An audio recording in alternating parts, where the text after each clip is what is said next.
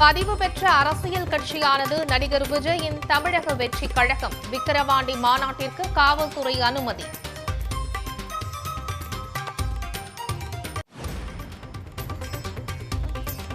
மூட நம்பிக்கையை பரப்பும் வகையில் பேசிய மகாவிஷ்ணு மீது மேலும் ஒரு வழக்கு பதிவு.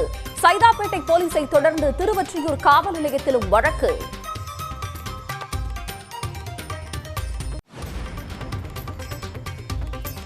மகாவிஷ்ணு மீது சென்னை முத்தியால்பேட்டை காவல் நிலையத்தில் புகார். மாற்றுத்திறனாளிகள் குறித்து அவதூறாக பேசியதாக மனு.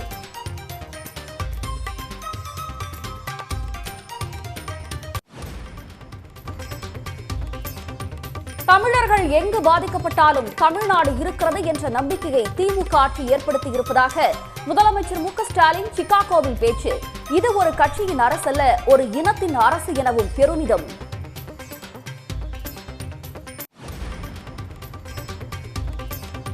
இரண்டாயிரத்து 26 அதிமுக தலைமையில் வலுவான கூட்டணி அமையும். புதுக்கோட்டையில் எடப்பாடி பழனிசாமி பேட்டி.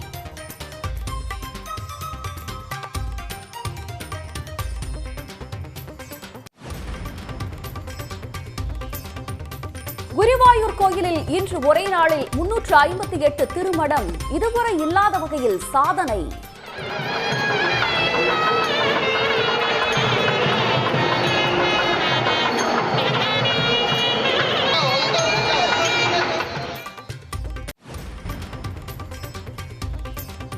விநாயக சதுர்த்தியால் விழாக்கோலம் பூண்டது புனே நகரம். பெண்கள் மட்டுமே பங்கேற்ற வழிபாடு.